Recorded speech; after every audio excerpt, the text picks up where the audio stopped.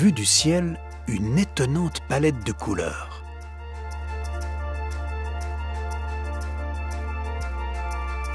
De la mer Rouge au sud-est africain, la plaque somalienne s'éloigne peu à peu de celle de l'ouest, créant une longue fracture qui traverse le continent sur 6000 km.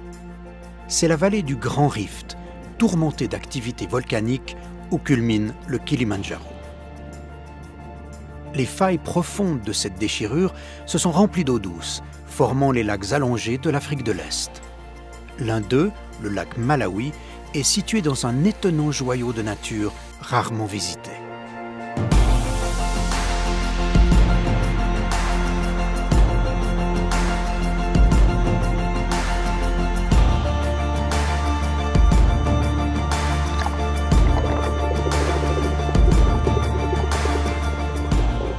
Le lac Malawi possède la plus grande diversité au monde de poissons d'eau douce, dont certains sont de couleur flamboyante, une beauté que l'on ne trouve habituellement que dans les mers. Les poissons couramment vendus pour les aquariums d'amateurs sont souvent originaires de ce lac. Mais l'accès à ces rives reste une aventure au cœur de l'Afrique authentique. Bordé de collines d'une altitude de 1000 à 2000 mètres, le lac Malawi s'insère dans une nature sauvage. Au nord, la région vallonnée de Mbeya est parsemée de villages agricoles isolés.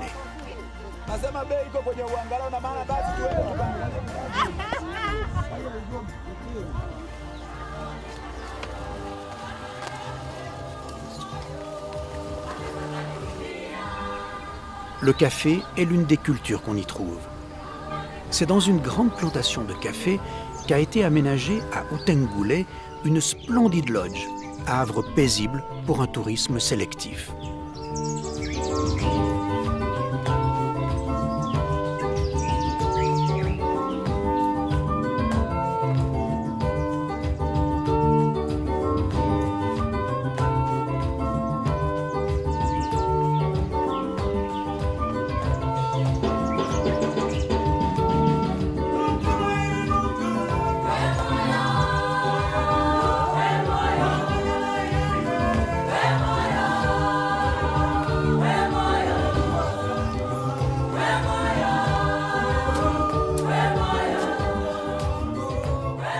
Dans les champs, les planteurs retournent la terre, à la grande joie des bucorves, de grands oiseaux noirs à crête rouge qui, peu farouches, viennent y picorer.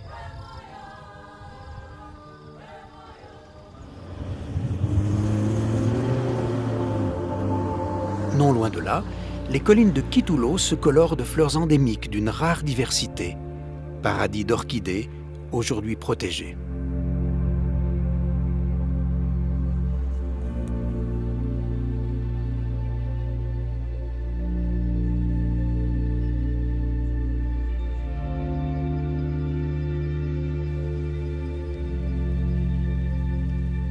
Quelques routes tracées sur la terre rouge ou parfois à travers les herbes débouchent sur le lac Malawi, appelé aussi lac Nyassa, que l'on pourrait d'abord croire inhabité. Des pentes verdoyantes surplombent les rives de sable et de galets, arrosées de vagues habituellement légères. Parsemés, les villages sont isolés les uns des autres, la plupart du temps sans chemin pour les relier. C'est à pied, le long des rochers, que les villageois se rendent dans la localité voisine pour y faire des échanges. Et pour les plus grandes distances, la pirogue assure les transports. La pêche est ici d'une exceptionnelle abondance. Il n'y a pas besoin de s'éloigner beaucoup des côtes pour remplir les filets. Les habitants savent que de nuit, la pêche est la plus fructueuse, surtout quand on illumine le bateau, ce qui attire les poissons.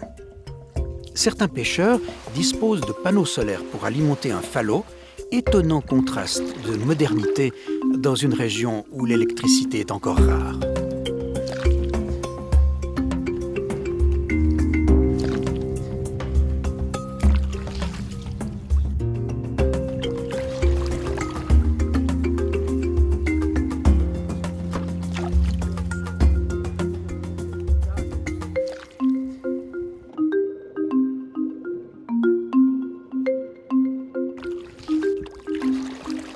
Matema, un village de la côte nord du lac Malawi.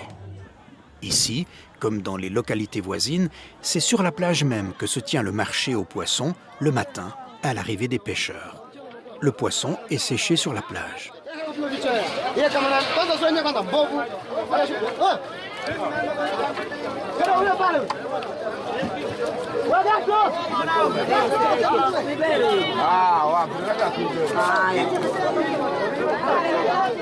Dans l'unique petit restaurant du village, on sert le poisson, tiré des filets quelques heures auparavant.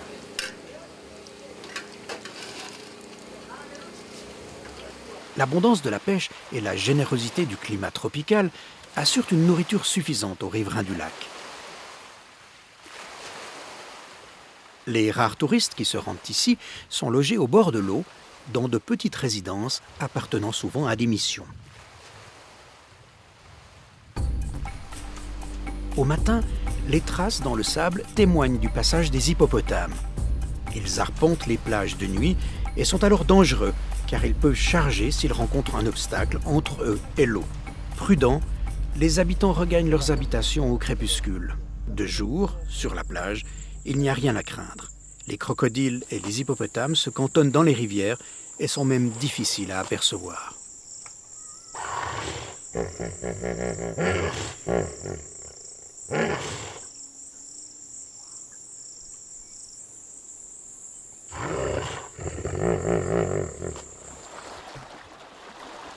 L'eau du lac Malawi est l'une des plus limpides et les enfants y plongent à cœur joie.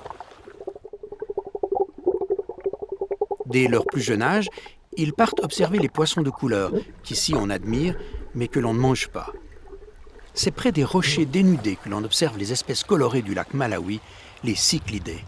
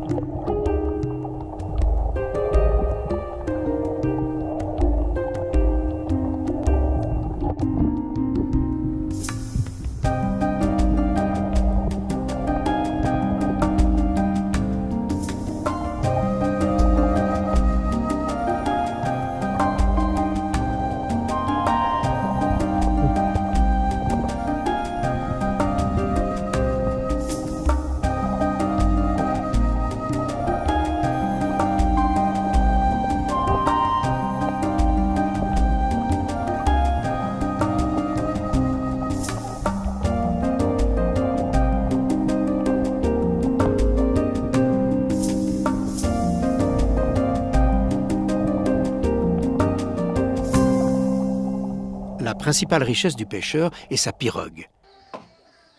Taillée d'une pièce dans un tronc d'arbre, selon un savoir-faire qui a peu varié depuis des millénaires, ces bateaux sont le fruit d'un long et méticuleux travail de sculpture.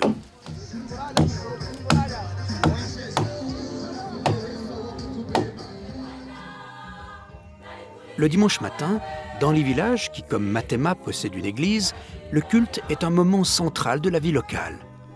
On quitte sa hutte de torchis après avoir mis ses beaux habits du dimanche et on se retrouve pour chanter et danser en une célébration festive.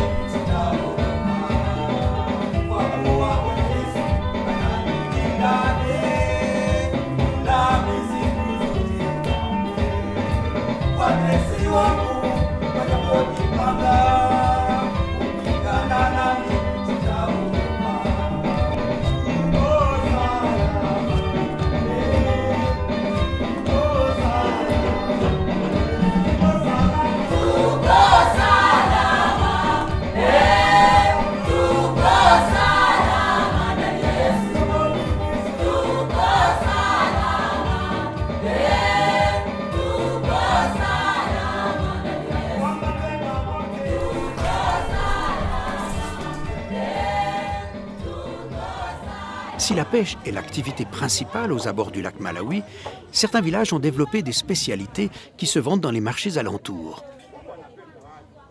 C'est le cas de Ikombe, où se fabriquent de nombreux objets de cuisine modelés en terre. Ils seront ensuite séchés, vernis et cuits, puis transportés sur pirogue.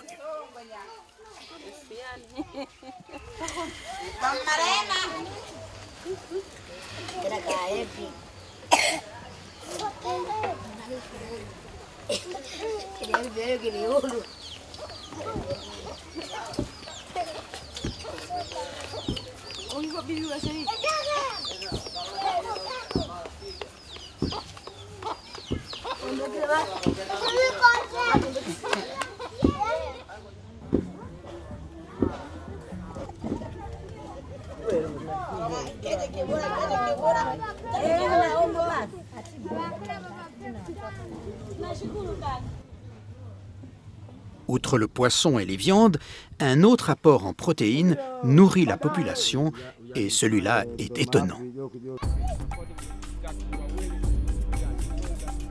Au-dessus de l'eau planent d'étranges nuages. En fait, ils sont formés de millions de moucherons que le vent pousse tantôt au large, tantôt sur la côte. Quand un bateau traverse le nuage, il est comme pris dans une tempête de neige.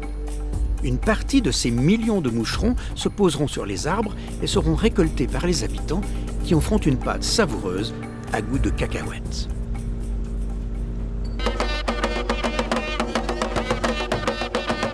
Autre utilisation surprenante, des toiles d'araignée sont récoltées pour devenir une partie d'instruments de musique. Elles servent de membrane fixée à l'intérieur d'une calebasse séchée et cassée dans laquelle on souffle pour produire des sons répétés au rythme des percussions. On y danse jusqu'aux transes.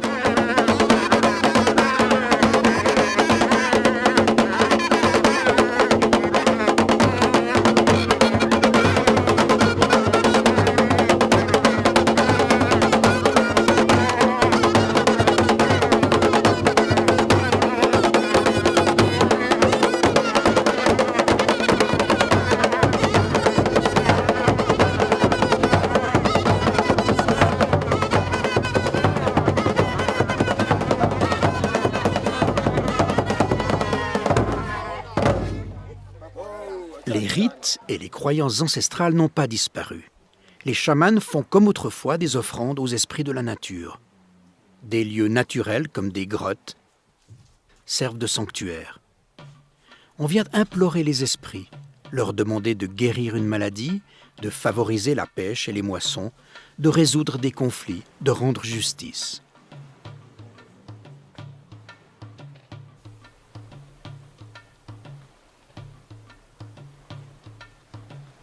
Yani patali sana na baru yana patai na sida sio suje nasi unatamka hapo. Les forces de la nature sont ainsi vénérées dans leur diversité. L'esprit du feu habite des rivières qui s'écoulent au nord du lac Malawi. Le rift exhale des vapeurs bouillantes et chauffe l'eau des ruisseaux au point de les faire bouillir en certains endroits.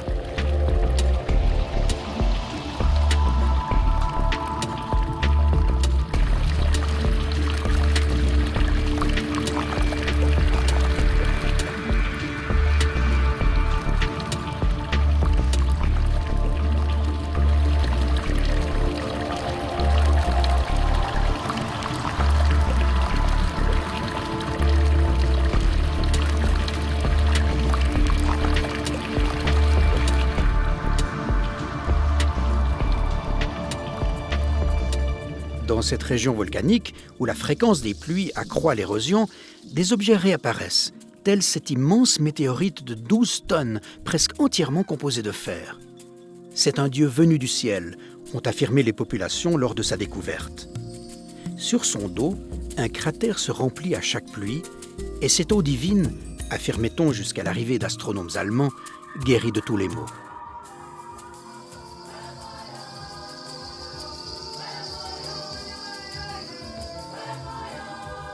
Une nature préservée, des coutumes qui ont survécu aux conquêtes impériales, la région du lac Malawi est une surprenante dégustation, même pour ceux qui pensaient connaître l'Afrique.